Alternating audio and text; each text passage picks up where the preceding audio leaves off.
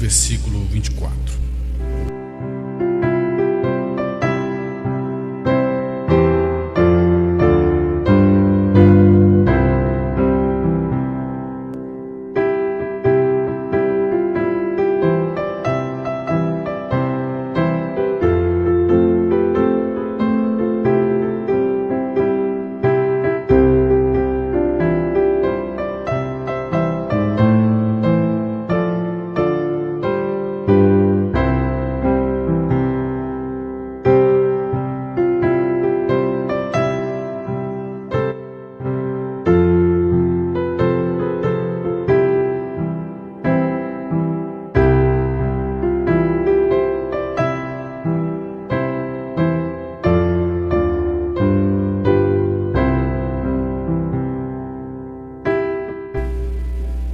Muito bem, vamos ler Hebreus capítulo 9, versículo 24.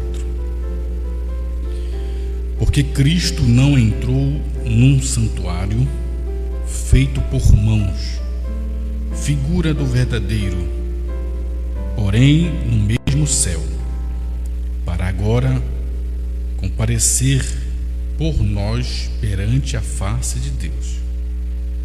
Nem também para a si mesmo se oferecer muitas vezes, como o sumo sacerdote cada ano entra no santuário com sangue alheio. De outra maneira, necessário lhe fora padecer muitas vezes desde a fundação do mundo. Mas agora, na consumação dos séculos, uma vez se manifestou para aniquilar o pecado pelo sacrifício de si mesmo. Como aos homens está ordenado morrer uma vez, vindo depois o juízo, assim também Cristo, oferecendo-se uma vez para tirar o pecado de muitos, aparecerá segunda vez sem pecado aos que o esperam para a salvação. Obrigado, Senhor, te agradecemos, é um privilégio para nós poder ler a Sagrada Escritura, uma honra poder saber que, apesar das circunstâncias do olho natural do ser humano, poder ver, olhar além do véu e contemplar a tua misericórdia expressada através da tua palavra manifestada, Senhor. Ajuda-nos nesta hora um pouco mais, mesmo sendo indignos, porém necessitados. Estamos neste momento, Senhor, dependendo deste pão vivo que desceu do céu, o livro aberto. Em nome de Jesus. Amém, Senhor. Pode sentar.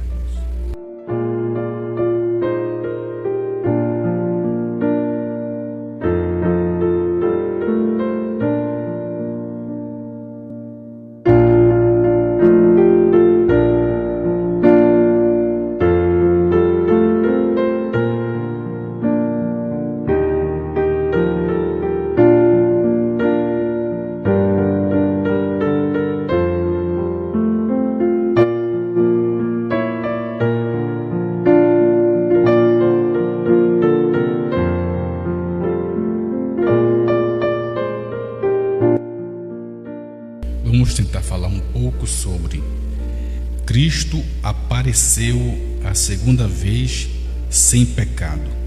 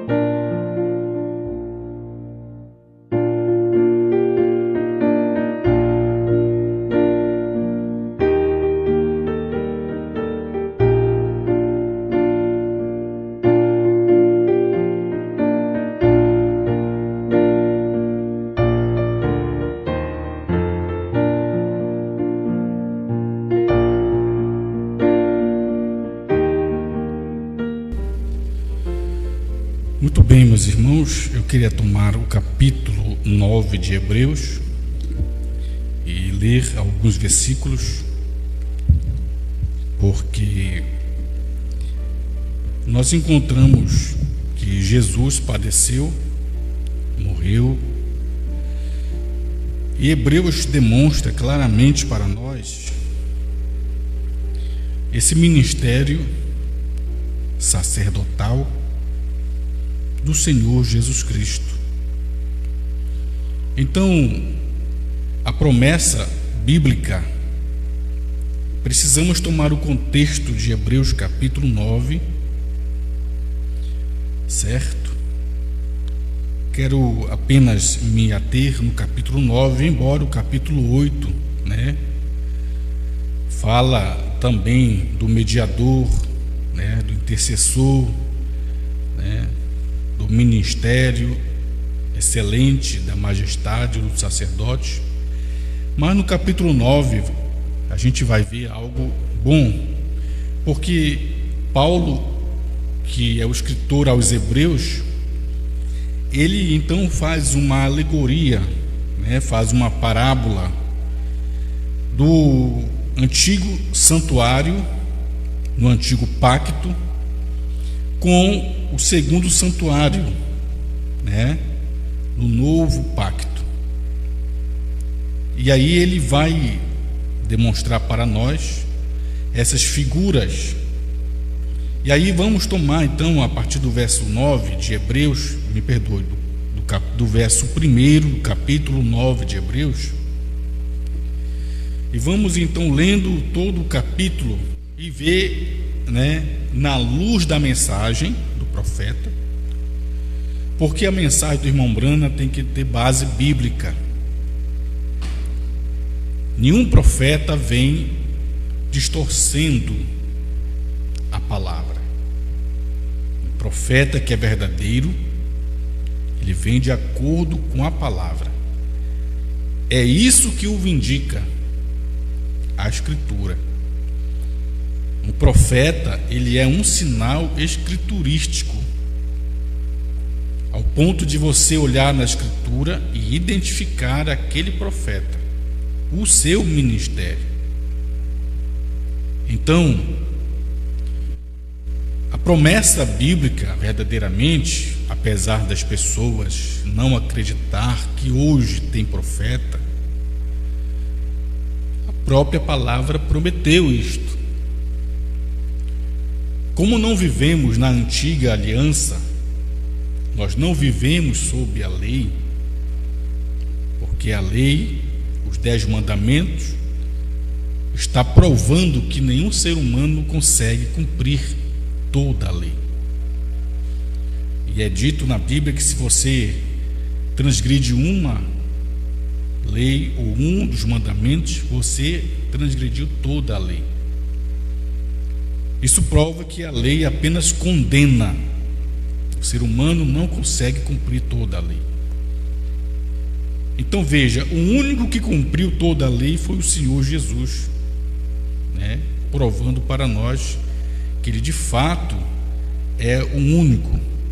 Então veja,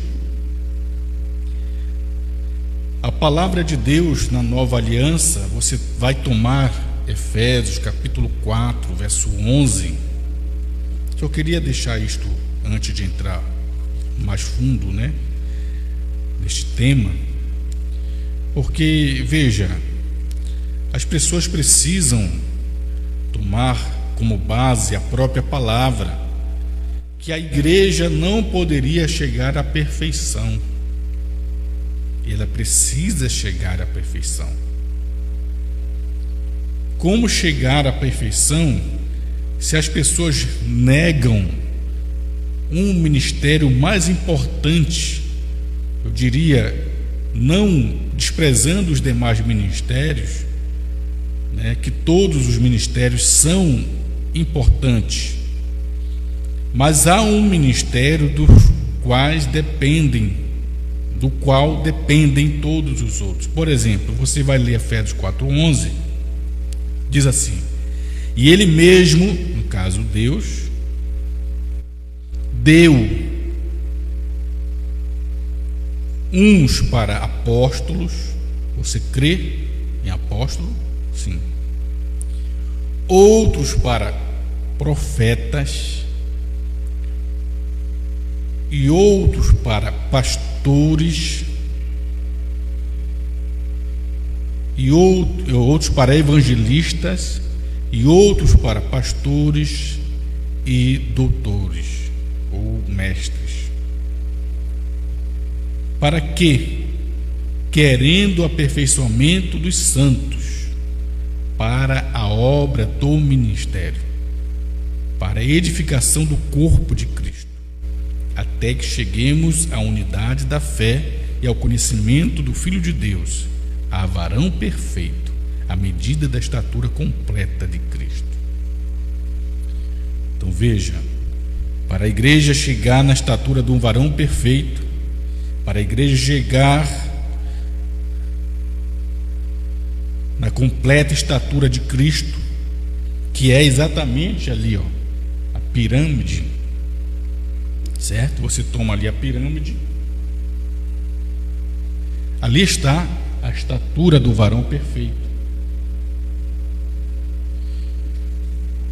Então, para isto acontecer, ele mesmo deu uns para apóstolos, outros para profetas, e outros para evangelistas, e pastores e mestres. Mas o problema é que hoje as pessoas aceitam os apóstolos, né? Não os passados unicamente, mas hoje você tem pregadores se intitulando apóstolo fulano, apóstolo ciclano, e as pessoas aceitam isto, e nem apóstolos são, porque um apóstolo bíblico ele vem e ordena a coisa no lugar, ele é um enviado, diz o irmão Brano. Mas ele não deu somente para apóstolos, deu também para profetas. Aí quando fala de profetas hoje, aí as pessoas negam, dizem que foi para o Velho Testamento. Não, ele deu também profeta, não somente apóstolos, plural, mas profetas, plural.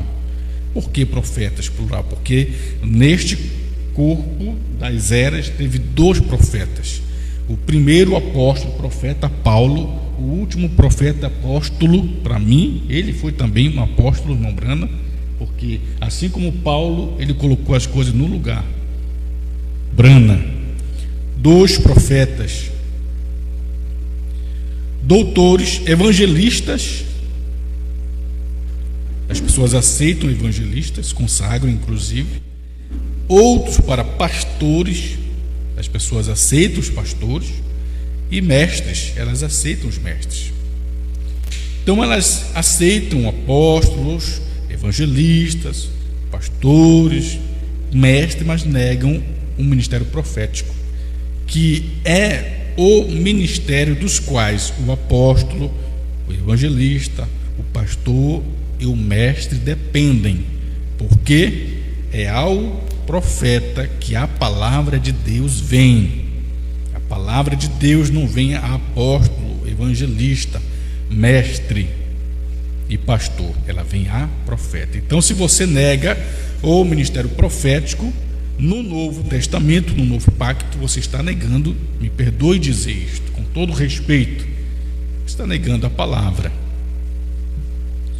Então veja, olhando o Hebreus capítulo 9, na luz da mensagem do profeta William Branham, do qual cremos ser o 7º anjo de Apocalipse 10:7, cujo mistério de Deus se cumpriu, aquele segredo do dia e a hora da vinda do Filho do Homem, sendo ele o Elias de Malaquias capítulo 4, versos 5 e 6, que viria antes do dia grande e terrível do Senhor, para restaurar todas as coisas, como disse Jesus em Mateus 17:11, que ele viria primeiro para restaurar todas as coisas. Identificamos o irmão Brana nessas escrituras e outras mais. Então, olhando a Hebreus 9, na luz da mensagem do profeta, vamos tomar Paulo fazendo esta alegoria, né? Eu queria ler o verso 1 do capítulo 9 com os irmãos até o verso 28. e olhar na mensagem o que Brana vem falando, né, do sumo sacerdote, do Velho Testamento, do Novo, né, do mediador, do sangue aspergido na lei que Moisés aspergiu sobre o povo, sobre o tabernáculo, sobre o livro. O que isso seria também feito aqui no novo pacto, no segundo santuário, certo? Então vamos ler Hebreus 9, verso 1. Ora, também o primeiro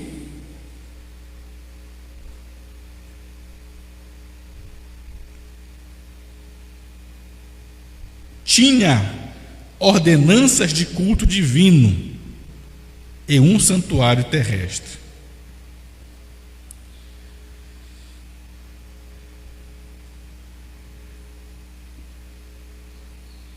O que tinha? O primeiro concerto, certo? O primeiro concerto, no verso 13 do capítulo 8, mais acima você pode ler depois, tá? O verso 13 do capítulo 8, você lendo o capítulo 8, você vai chegar na conclusão do que Paulo está dizendo no verso 1 do capítulo 9, que ele fala do primeiro concerto.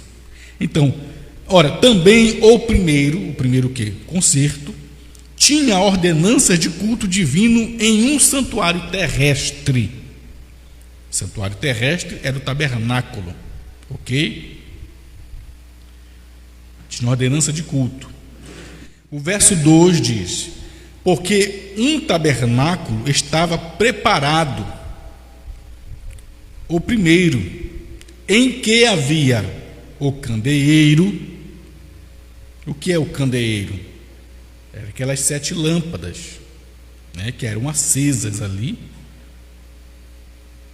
E naquele antigo tabernáculo, do primeiro pacto, tabernáculo terrestre, tinha o candeeiro, a mesa, os pães da proposição, ao que se chama o santuário.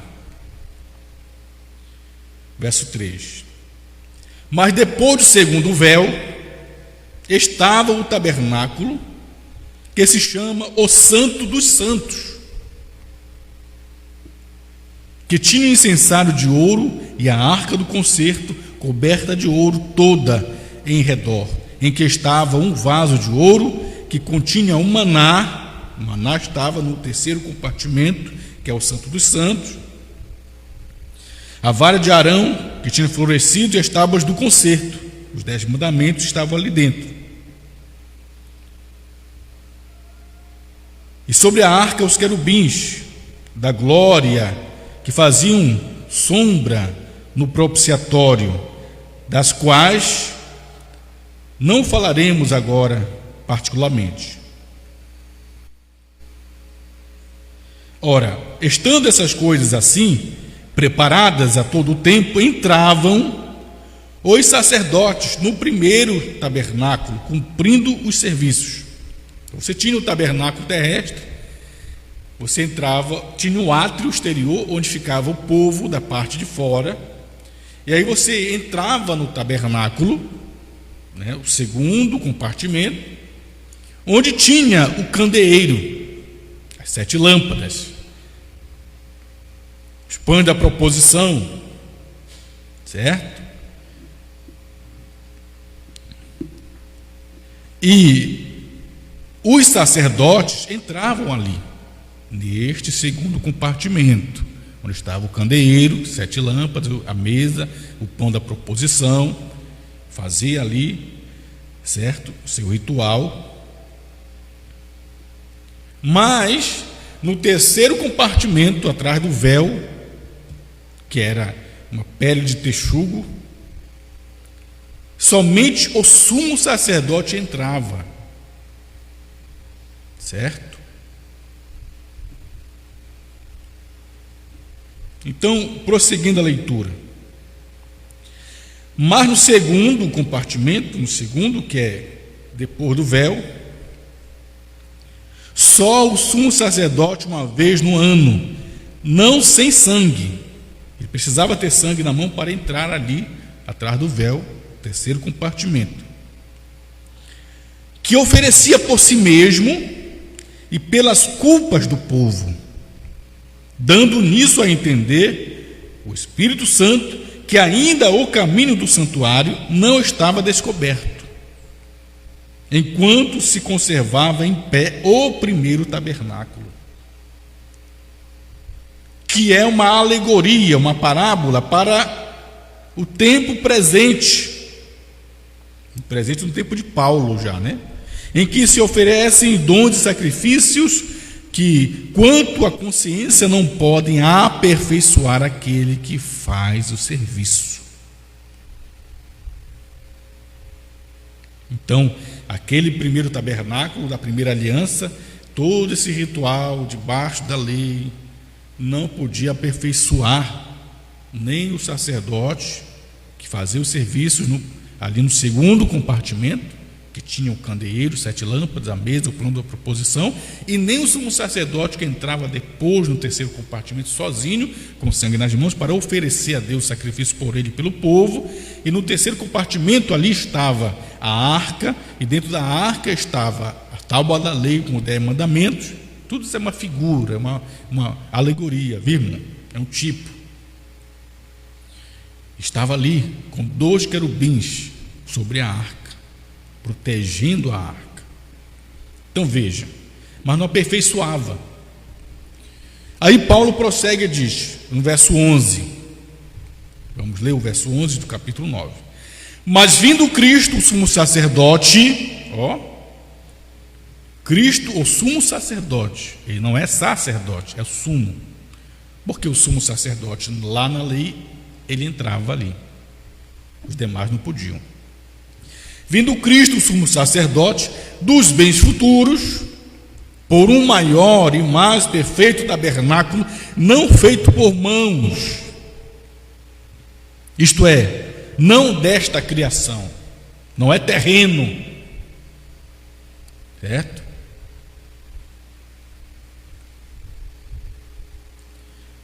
Nem por sangue de bodes e bezerros, mas por seu próprio sangue. Esse sumo sacerdote, Jesus, pelo seu próprio sangue, entrou uma vez no santuário, havendo efetuado uma eterna redenção. Aí a Bíblia diz que Jesus é sumo sacerdote, ele entrou uma vez no santuário, com seu próprio sangue, para efetuar uma eterna redenção. Onde foi que Jesus entrou? Que santuário é esse? Vamos lá para Atos capítulo 1, rapidamente. Onde foi que Jesus entrou? Que santuário é esse, né? Que ele entrou. Atos capítulo 1. Veja bem. Atos capítulo 1, versículo 9. Atos 1, verso 9. Que Jesus entrou como sumo sacerdote no Santo dos Santos, com sangue nas mãos, com sangue, seu próprio sangue, para efetuar uma eterna redenção. Quando foi que ele entrou? Atos 1, verso 9. E quando dizia isto, vendo Jesus, eles,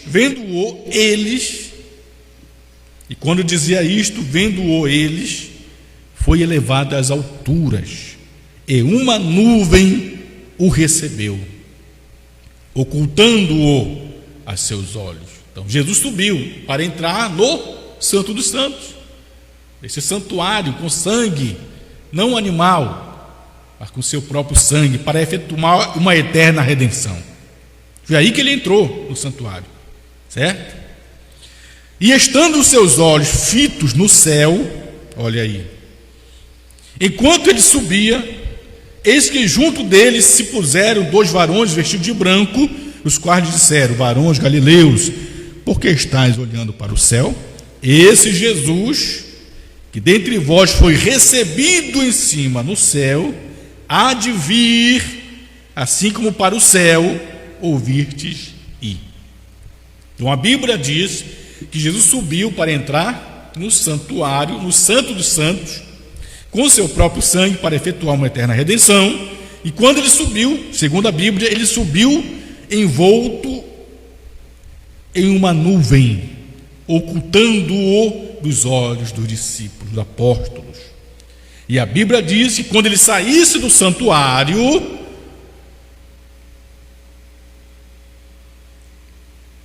os guardas disseram: varões galileus, por que estáis olhando para o céu? Esse Jesus que dentre vós foi recebido no céu, há de vir, ele haveria de sair do santuário. Como? Assim como para o céu vistes ir. Como é que eles viram ele ir? Subir e se esconder numa nuvem. Quando saísse do santuário, ele tinha que vir também escondido numa nuvem. Isso é o que a Bíblia diz. Voltando a Hebreus 9, Paulo falando ainda, que ele subiu com seu próprio sangue no Santo dos Santos, sendo ele sumo sacerdote.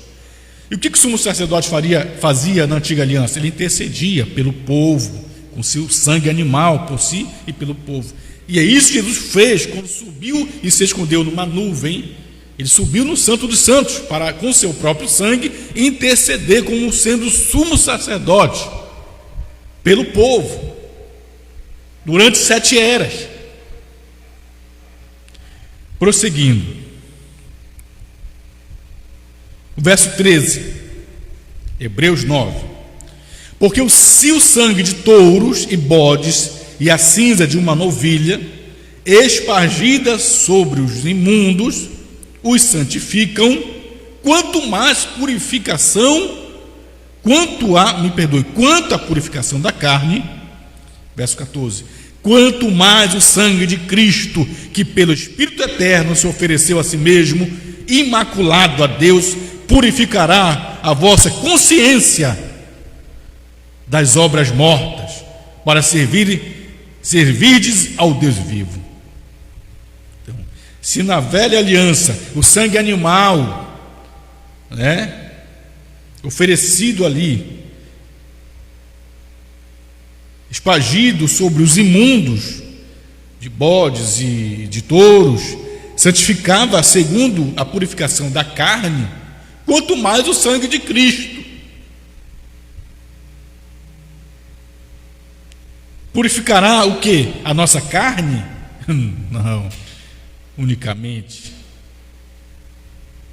Quanto mais o sangue de Cristo purificará a vossa consciência das obras mortas, para servirdes ao Deus vivo. Essa purificação da nossa consciência.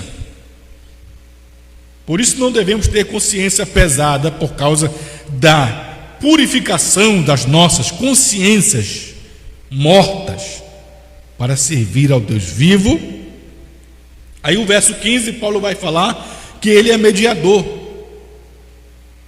Diz: por isso é mediador, é intercessor e advogado de um novo testamento. Agora, o que é um novo testamento? Quero ler rapidamente com os irmãos aqui, porque ele é intercessor. Vamos na mensagem, a obra-prima. Ele é intercessor do quê? Do Novo Testamento, correto? Ele é intercessor do Novo Testamento. Ele subiu no Santo dos Santos para interceder pelo Novo Testamento. E o que é o Novo Testamento? A obra-prima, parágrafo 108, pregada em 5 de julho de 1964. Diz assim: podemos ler? Agora, por aproximadamente 2000 anos, Deus tem feito outra vez dele uma obra-prima, porque ele golpeou para tirar um pedaço dele, abre parêntese, uma parte dele, fecha parêntese, uma costela, para fazer para ele uma esposa. E agora ele tirou um pedaço fora daquela obra-prima que ele feriu no Calvário. E ele tirou o quê? Foi justamente o Novo Testamento que ele tirou. E isso é tudo. Jesus cumpriu o Velho Testamento. Agora, o Novo Testamento é uma parte para ser cumprida. Vejam, o Novo Testamento e o Velho Testamento são marido e esposa. E o novo foi tomado o velho foi tomado para apontar para o novo. Vem Cristo, a obra-prima, para cumprir isto, o Velho Testamento. Agora, sua noiva cumprirá tudo o que está escrito no Novo Testamento. Tudo que está no Novo Testamento, outra obra-prima, está em processo. Então veja, Jesus morreu no Calvário foi ferido e do lado dele saiu água, sangue, espírito. Ele verteu o seu espírito. Ele tirou ali o quê?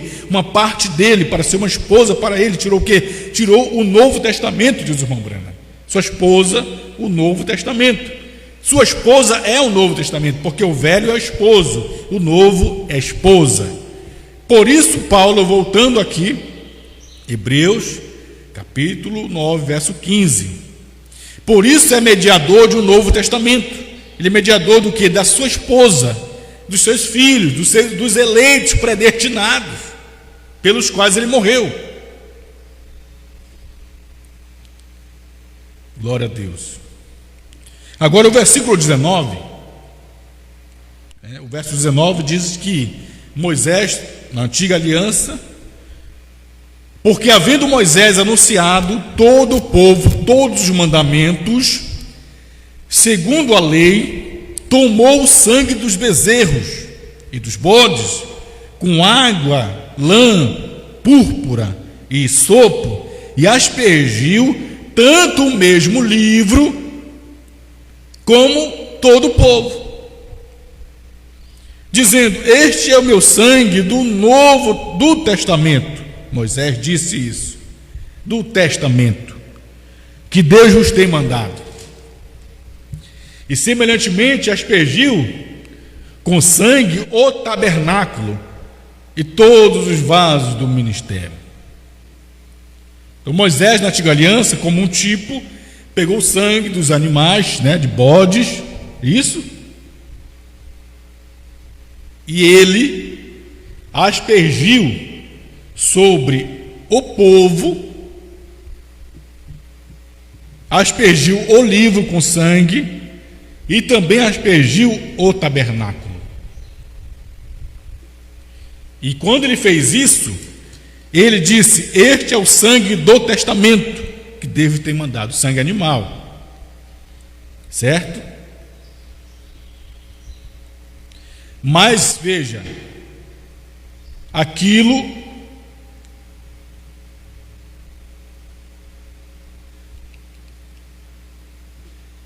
que Moisés fez era um tipo do que seria feito no novo pacto, no Novo Testamento.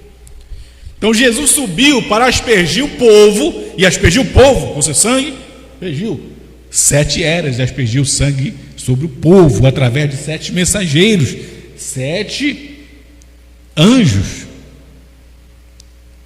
Esses 7 homens, suas mensagens eram o sangue sendo aspergido sobre o povo, 7 eras.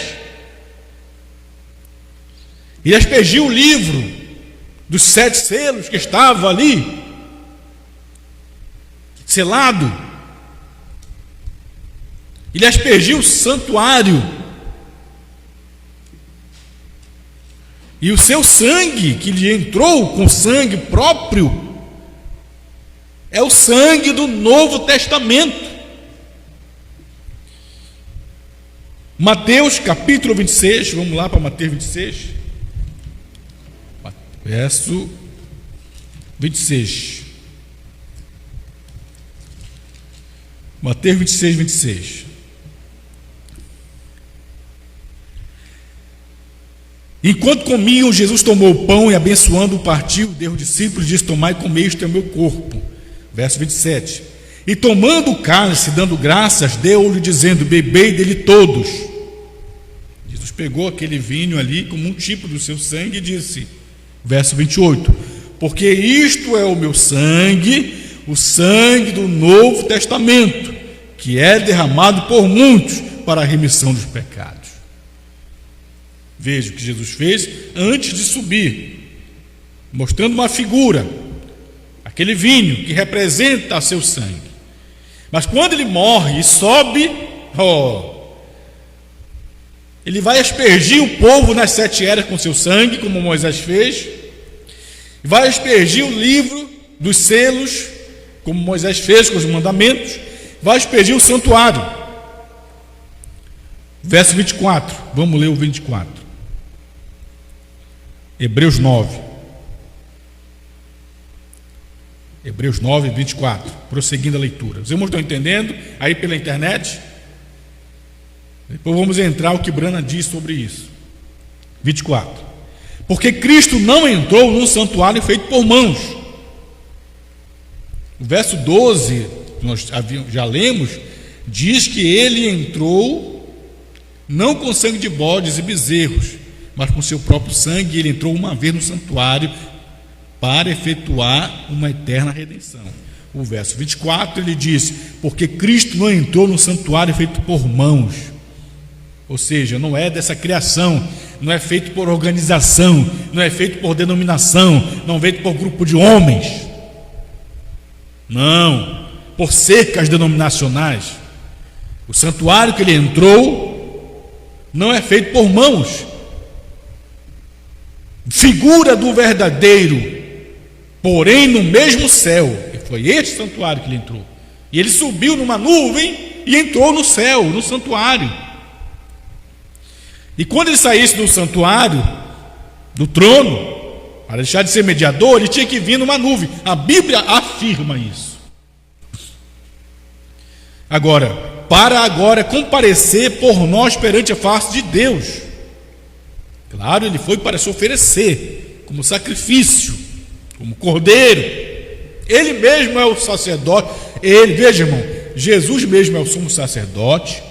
Jesus mesmo é o cordeiro sacrificado, sangrando. Ele mesmo é o advogado, intercessor. Certo?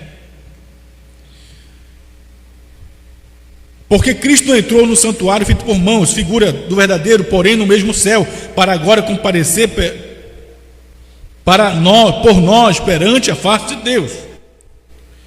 Nem também para si mesmo se oferecer muitas vezes, como o sumo sacerdote, cada ano entrava no santuário com sangue alheio. De outra maneira, necessário lhe fora aparecer muitas vezes desde a fundação do mundo. Mas agora, na consumação dos séculos, uma vez se manifestou para aniquilar o pecado pelo sacrifício de si mesmo. Certo? Então ele entrou para fazer isto, como intercessor, como advogado, como cordeiro, aspergir o seu sangue nas eras sobre o povo, como Moisés fez, aspergir o seu sangue sobre o livro dos selos, como Moisés fez no Novo Testamento, no Velho Testamento, sobre a lei, aspergir o santuário. Mas a Bíblia disse, Atos 9:1, a partir dali, que Jesus subiu no santuário, subiu no céu. Os apóstolos ficaram olhando ele subir e não o viu mais, porque ele se ocultou numa nuvem. E os anjos disseram aos apóstolos: varões e irmãos galileus, porque está de olho para cima? Esse Jesus que subiu no céu, assim como ele subiu numa nuvem, escondido, ele há de descer numa nuvem, escondido. Ou seja, quando ele sair do santuário, ele vai ter que vir numa nuvem, escondido. Então veja, quando nós olhamos o verso 28 de Hebreus 9, quero enfatizar isso, irmão. Verso 28: assim também Cristo, oferecendo-se uma vez para tirar os pecados de muitos, veja, não são de todos, de muitos. Esse muitos é o Novo Testamento, é sua esposa. Assim também Cristo, oferecendo-se uma vez para tirar o pecado de muitos, aparecerá a segunda vez, sem pecados, aos que esperam para a salvação. Ele apareceria a segunda vez. Esse aparecer a segunda vez é quando ele sair do santuário. E como é que ele sai do santuário? A segunda vez, segundo a Bíblia, numa nuvem, como ele subiu numa nuvem. Então esse aparecer a segunda vez não é o rapto, porque no rapto a Bíblia não diz que ele vem numa nuvem. No rapto a Bíblia diz que nós subiremos a encontrar o Senhor nos ares. É sair dessa dimensão terrena, desses corpos mortais com seus sentidos naturais, dessa dimensão, pulando para a sétima dimensão, que não é o céu que você vê ali azul, é uma dimensão onde Cristo nos receberá. Mas isto é o rapto, e no rapto ele não vem para a terra, não desce aqui, não pisa na terra, nós subiremos, é uma ida, mas a Bíblia fala da vinda do Filho do Homem, e essa vinda do Filho do Homem é exatamente quando ele sair do santuário, deixar de ser mediador, e segundo a Bíblia, quando ele sai, ele vem numa nuvem, e quando ele vem numa nuvem, segundo a Bíblia, ele vem para onde? Para a terra. Isso é 1 Tessalonicenses 4,16. O mesmo Senhor descerá do céu. Descer do céu é para onde ele foi para onde? Para o céu. Descerá do céu. Subir para o céu é ir para o santuário, numa nuvem, escondido. O mesmo Senhor descerá do céu, de onde ele entrou, no santuário. Descer do céu, ele tinha que vir numa nuvem, segundo a Bíblia, sair do santuário. Então esse aparecer a segunda vez sem pecado aos que o esperam para a salvação, concluindo a redenção, quando ele vem reclamar os seus.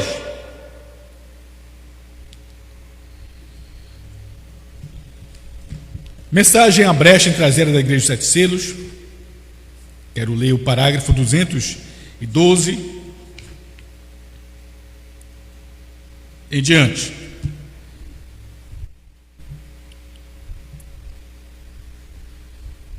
Espero que os irmãos na internet estejam entendendo. Se você está entendendo, irmão, diga amém.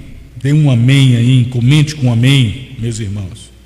212, a brecha traseira da Igreja dos Sete Selos, diz assim: agora lembrem-se, isto vem na sétima era da igreja, quando os mistérios de Deus serão abertos.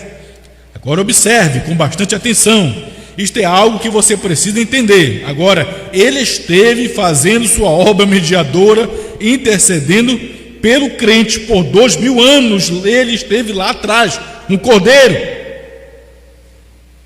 Agora ele está avançando desde a eternidade para tomar o livro da propriedade documentada e para abrir os selos e revelar os mistérios. Quando? No tempo do fim. 214. Agora abriu o livro dos selos e divulgar os mistérios para eles ao sétimo anjo, cuja mensagem é revelar todos os mistérios de Deus. Os mistérios de Deus estão nesses 7 selos, está vendo? Foi isso o que ele disse aqui, todos os mistérios nesses 7 selos. 215. E o cordeiro aparece agora. O que a Bíblia diz? Verso 28. Assim também Cristo, oferecendo-se uma vez para tirar os pecados de muitos, aparecerá a segunda vez, sem pecado, aos que o esperam para a salvação. Aí Brana diz: e o cordeiro aparece agora, depois de ser mediador, um mediador, depois, entre Deus e o homem, e ele se torna um leão. E quando se torna um leão, ele toma o livro. Esse é o seu direito. Deus tem guardado um mistério, mas agora o cordeiro chega. 16. Ninguém podia tomar o livro, ele ainda estava nas mãos de Deus. Nem um papa, sacerdote, seja o que fosse, eles não podem tomar, não, o livro. Os 7 selos não foram revelados, estão vendo? 217. Mas quando o mediador, sua obra é concluída como intercessor, ele aparece. Aí você vai abrir o 9, diz que ele aparecerá a segunda vez. Ele aparece. Observe-o, que coisa, está vendo? Ele sai para tomar o livro. Sai de onde? Do trono. Sai do santuário para tomar o livro. Observe, para revelar os mistérios de Deus. sobre os quais noutros têm feito suposições, e todas as eras denominacionais. Veja, então o sétimo anjo, se este livro de mistérios é a palavra de Deus, o sétimo anjo tem de ser um profeta, para a palavra de Deus vir a ele. Nenhum sacerdote, papa ou qualquer outra coisa pode recebê-la. A palavra não vem a tais, a palavra de Deus vem somente a um profeta, sempre. Malaquias 4 prometeu, prometeu tal coisa, e quando aparece, ele tomaria os mistérios de Deus, com que a igreja ficou toda emaranhada em todas estas denominações, e restauraria a fé dos filhos de volta à fé dos pais. E então o juízo cairia ao mundo, e a terra seria queimada, e então os justos caminhariam sobre as cinzas dos ímpios no milênio. Glória a Deus. Ainda a brecha entre as eras da igreja de 7 selos. Quero ler o parágrafo 55. Este livro não é revelado dos selos até que as eras da igreja e as eras denominacionais tenham acabado, e não há mais demora. Estão vendo? Só é revelado depois que as eras da igreja e as eras denominacionais tenham acabado. Glória a Deus. O primeiro selo,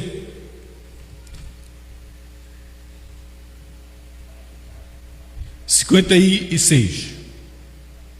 Então, no decorrer destas eras da igreja, ocorre uma grande confusão. Então, no final da era da igreja, a mensagem do sétimo anjo é para apanhar esses mistérios perdidos e entregar à igreja. Então, estão vendo? 57. Mas naquele tempo não foi revelado esse verdadeiro estado. Mas agora, nos tempos bíblicos, os mistérios estavam lá. Eles viram essas coisas acontecerem da maneira que João viu aqui. Agora ele disse: eis um cavaleiro sobre um cavalo branco. Mas o que isto mistério é? Há um mistério que acompanha esse cavaleiro. E o que ele era? Eles não sabiam, mas, veja, mas é para ser revelado, no caso os cavaleiros, o cavalo branco, o primeiro selo, é para ser revelado depois do Cordeiro deixar o trono do Pai, de sua intercessão como parente redentor. É como ele tem que aparecer, sair do santuário, aí os selos são revelados. E esta saída dele do trono para vir para a terra é sua segunda vinda. Não é o rapto, porque se for isso no rapto, ele vai abrir o livro no rapto. Então veja, é a sua segunda vinda. Tomando aqui rapidamente esta saída dele do santuário, tem que ser sua segunda vinda. Por quê? Porque foram feitas 3 perguntas a Jesus. Mateus capítulo 24. Mateus capítulo 24. O versículo 3. Veja, os discípulos fizeram 3 perguntas a Jesus. Tá?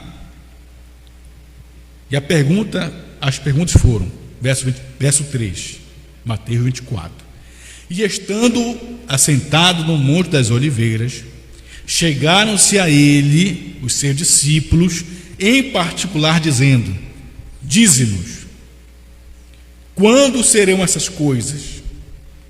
No caso, que coisas? Que não ficará pedra sobre pedra. E que sinal haverá da tua vinda?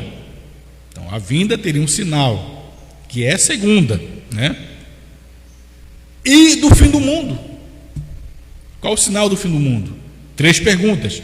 Quando não vai ficar pedra sobre pedra? Qual o sinal da tua vinda? E qual o sinal do fim do mundo? E quando Jesus vai responder, ele responde as 3 perguntas. Primeiro ele fala dos selos, certo? E aí ele vai responder então as perguntas. Quando é que não ficaria pedra sobre pedra? Ele vem e responde esta pergunta, certo? Ele responde essa pergunta, Mateus 24, verso 15. Ele vai responder a pergunta quando não ficaria pedra sobre pedra? A primeira pergunta ele responde, Mateus 24:15, diz assim: quando, pois, virdes que a abominação da desolação de que falou o profeta Daniel está no lugar santo, quem lê, entenda. Então, os que estiverem na Judeia, isso é para judeus, não é para gentio, que fujam para os montes.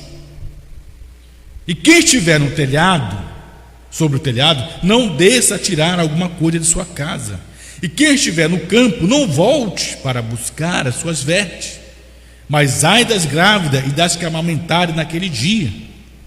Orai para que a vossa fuga não aconteça no inverno e nem no sábado, porque haverá então grande aflição, como nunca houve desde o princípio do mundo até agora, nem tampouco haverá jamais.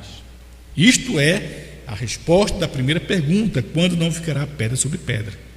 Isto aconteceu no ano 70, general Tito, general romano, invadiu Jerusalém, a Judéia, e derribou, matou os judeus que estavam ali, derribou o templo, não ficou pedra sobre pedra, e os judeus foram espalhados sobre a terra, certo? Isso cumpriu a resposta de Jesus sobre quando não ficaria pedra sobre pedra, cumpriu no ano 70. Por isso que disse: orai para que a vossa fuga não aconteça no inverno nem no sábado, porque eles guardavam o sábado, são judeus, não são gentios, estavam na Judéia, e no sábado o portão era fechado, não podiam sair. Agora, quando ele responde a terceira pergunta, o sinal do fim do mundo, Mateus 24, verso 29 ao 30, que não podemos deixar de ver essas verdades. O fim do mundo, sinal da sua, não fica pedra sobre pedra, sinal da sua vinda e o sinal do fim do mundo. Vou ler o fim do mundo para depois ler o sinal da sua vinda, tá? Do fim do mundo. E logo depois da aflição daqueles dias, o sol escurecerá, a lua não dará a sua luz, as estrelas cairão do céu, as portentas do céu serão abaladas. Esse é o fim do mundo, isso é sexto selo, cumprindo literalmente.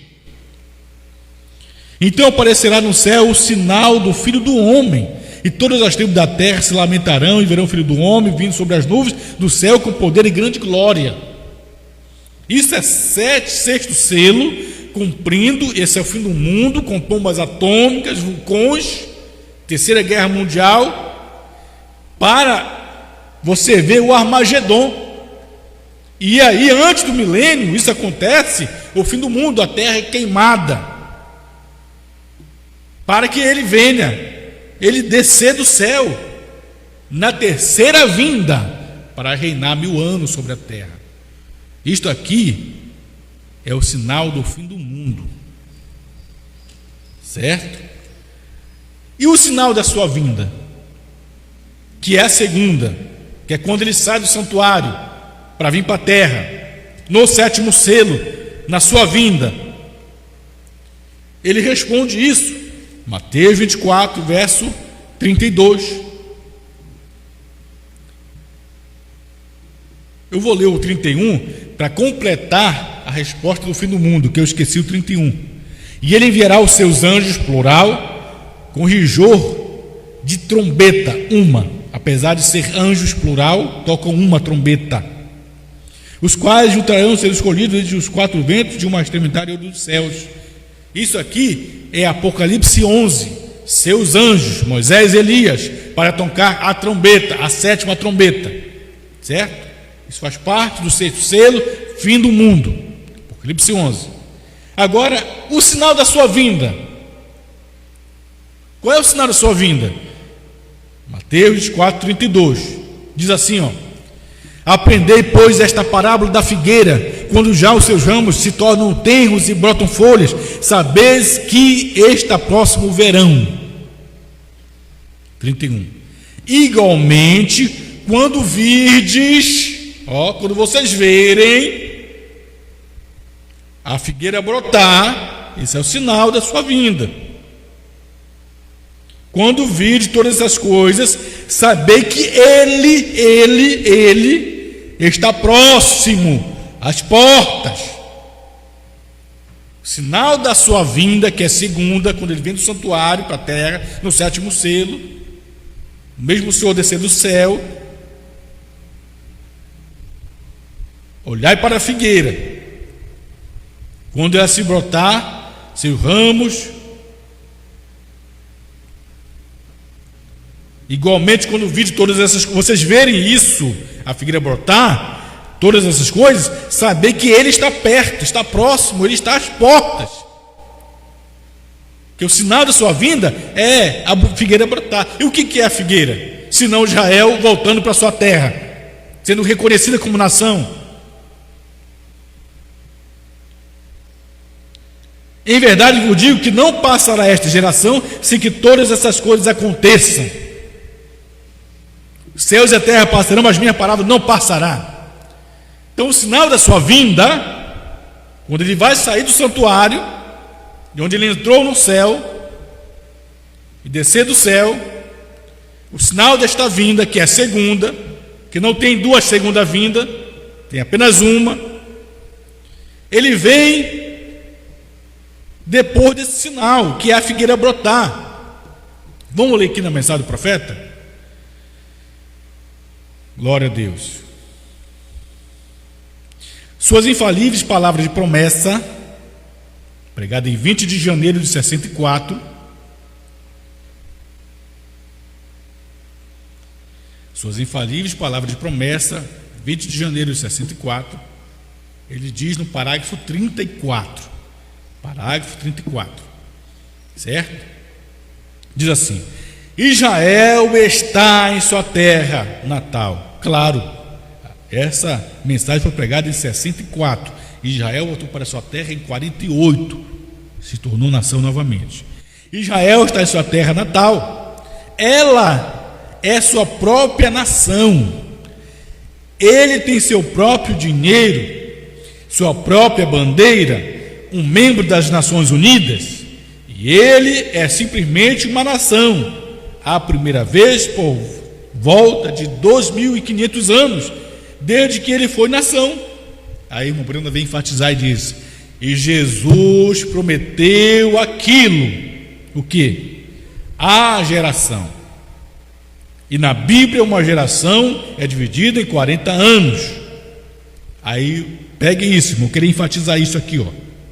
Que Brana afirma: do tempo em que Israel se tornou nação, 48, até 40 anos, ó, do tempo em que Israel se tornou nação, quando foi? 1948, até 40 anos, mais, que é 88, neste período de tempo, 48, 88, a geração 40 anos, do tempo que Israel se tornou nação até 40 anos, nesse período de tempo, ele virá. E se aquilo é verdade, então aquilo traz a vinda. E isto concorda com a Bíblia, porque Jesus disse: aprender a parábola da figueira, quando já seus ramos se tornam termos e botam folhas, saber que o verão está próximo. Igualmente, quando vocês virem essas coisas acontecerem, quer dizer, Israel voltar para a sua pátria, saber que ele está próximo. Esse é o sinal da sua vinda, meu irmão. Em verdade vos digo que não passará essa geração sem que todas essas coisas aconteçam. Não passará esses 40 anos, geração, 40 anos, sem que ele venha. E quando ele vem para a terra, porque é o 7º selo. O 7º selo o traz de volta para a terra. O 7º selo é a sua vinda. E o que é o 7º selo? Apocalipse 10, irmão Brana disse: a festa das trombetas, 264. Quão tremendo da mensagem o 7º anjo, o mensageiro do 7º selo. E Apocalipse 10 era o 7º selo. E o 7º selo o traz de volta à terra, diz o irmão Brana. Isso é sua vinda. E ele vem como? Vem como filho do homem. Lucas 17:30. O que é dito? 26. E como aconteceu no dia de Noé, assim será também na vinda do Filho do Homem. Comiu, bebiu, casava, dava-se em casamento até o dia que Noé entrou na arca e veio o dilúvio e consumiu a todos. Como também da mesma maneira aconteceu no dia de Ló, Sodoma. Comiu, bebiu, comprava, vendia e plantava, edificava. Mas no dia que Ló saiu de Sodoma, choveu do céu fogo e enxofre e consumiu a todos. Assim será no dia que o Filho do Homem se há de manifestar. Aí você diz: o Filho do Homem não vem, ele se manifesta, é uma manifestação. Então vamos para Mateus, que Rombrana traz isso para nós, e o próprio Jesus disse isso. Mateus, falando do mesmo sinal de Sodoma, de Noé, fala de vinda.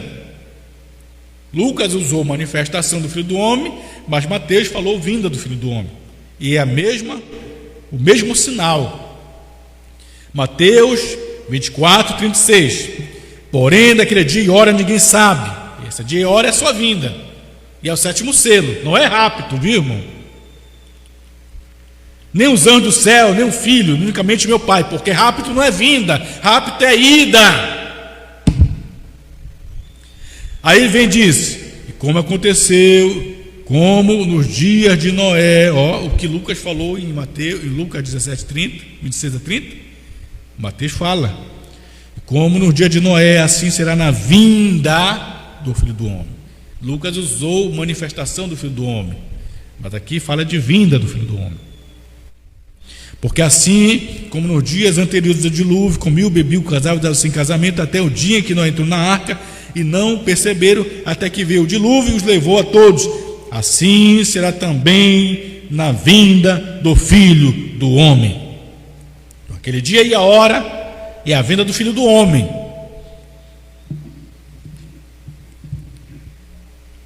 E a vinda do Filho do Homem, ela acontece quando?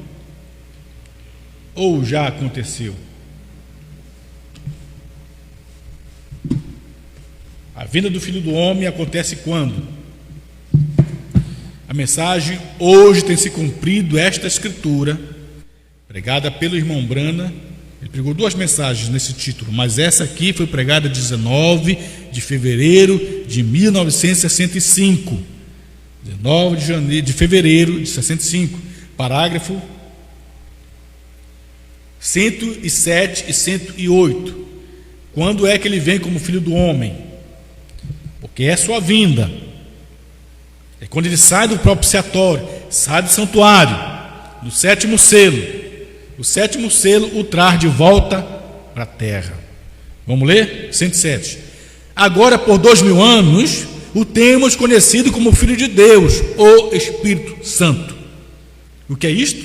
7 eras. Ele está no trono, está no santuário, Santo dos Santos, oferecendo seu sangue como mediador. Agora, por 2000 anos, o temos conhecido como Filho de Deus, o Espírito Santo. E no milênio, ele será filho de Davi, sobre o trono. Conhecemos isso pela leitura das Escrituras. 108.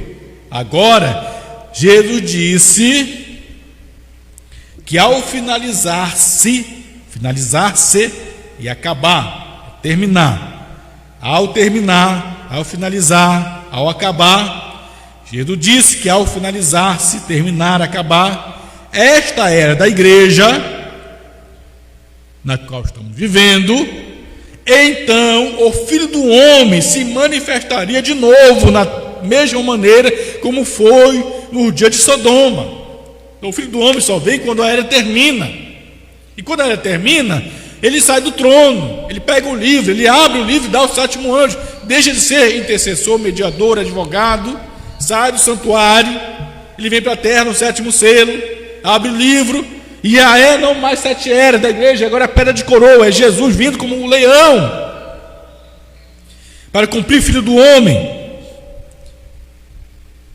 Lucas 17:30, assim como foi no dia de Noé, assim também estavam comendo, bebendo, casando, dando-se em casamento e divórcio. Então, em segundo e último lugar, falou do Filho do Homem em Sodoma, porque no princípio estava lidando com judeus, porém em Sodoma era com gentios. E Jesus veio para judeus e samaritanos, nunca tinha vindo para gentios. Ele tinha que vir para gentios. Esta é a sua segunda vinda. A vinda do Filho do Homem é a sua segunda vinda, porque é quando ele sai do trono e traz o livro, ele sai do santuário. Isso é o que diz o apóstolo Paulo em Hebreus capítulo 9. Obrigado, Senhor, por tua palavra. Te agradecemos por tudo que o Senhor tem feito em nossas vidas.